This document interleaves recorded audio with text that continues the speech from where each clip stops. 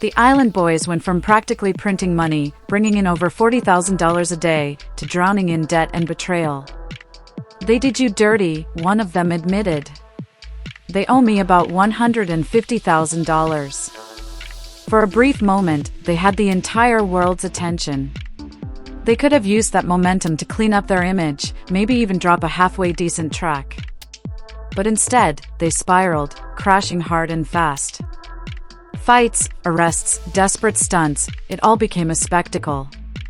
TikTok personality Kodiak Red is now facing serious legal trouble again, with charges including possession of a gun without a serial number and oxy pills. What started as a meme quickly morphed into a cautionary tale of what not to do when fame lands in your lap. Hi, I'm the Internet Anarchist. I create weekly YouTube documentaries, and today we're diving deep into the chaotic rise, and even messier fall, of the Island Boys. We're unpacking everything that led to their downfall and where they are now. Looking back, it's hard not to wonder if their collapse was inevitable from the start. Twins Alex, Solja, and Frankie, Kodiak Red, had a troubled childhood. Their father passed away from a heart attack when they were just 5 years old.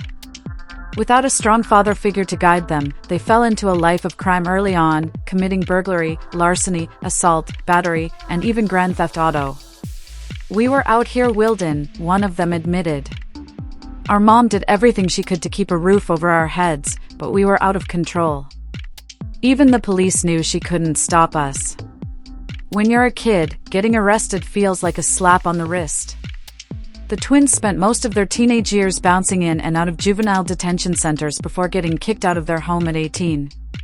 With nowhere else to go, they turned to social media. They spent most of their remaining money on tattoos to mimic the look of SoundCloud rappers, about $30,000 worth, and began posting random videos on Instagram and TikTok. Their appearance got attention, but the views weren't consistent enough to make a real living, until one video changed everything. On October 13, 2021, they posted a now infamous clip of themselves singing Island Boy while sitting in a pool. The video exploded, racking up over 5 million views in just a week and going viral across multiple platforms. Practically overnight, the Island Boys became world famous. But while the video had meme appeal, it wasn't received the way they hoped.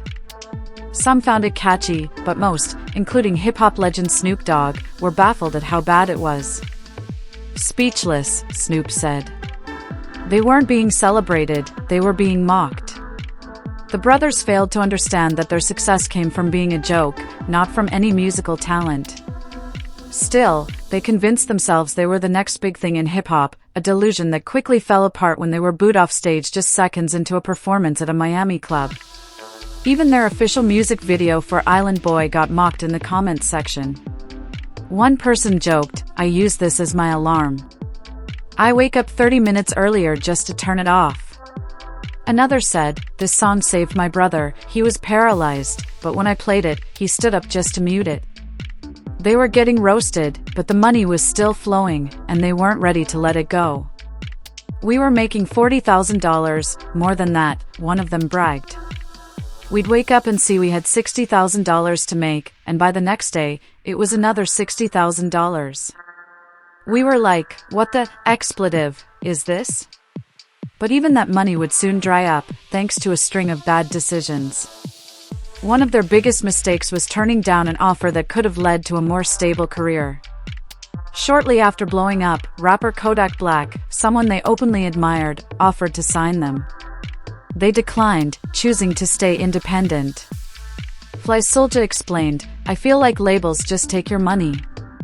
I'm doing good right now. I got racks." But this attitude exposed a deeper flaw, their massive egos and lack of self-awareness. They genuinely believed they were entrepreneurial geniuses making all the right moves. Nowhere was this more obvious than their infamous appearance on Logan Paul's Impulsive podcast. When asked if they believed they had a natural musical gift, the twins replied without hesitation, "We've been singing since we were little kids. We're stars." Roughly 25 minutes into the podcast, co-host George Yanko tried to give them some friendly financial advice, suggesting they invest their jewelry in case things didn't work out. "I think if God forbid, things don't go your way, you could use your jewelry as assets, George said sincerely. Instead of appreciating the advice, the island boys exploded. Stop talking. I don't need financial advice when I probably make more money than you, they snapped. What could have been a respectful exchange turned into a full-blown argument. This moment captured everything wrong with the island boys: unearned arrogance, refusal to listen, and an inflated sense of importance. They were warned. They were offered help. But in the end, they chose delusion over discipline, and now, they're a living example of how fast viral fame can turn into viral regret.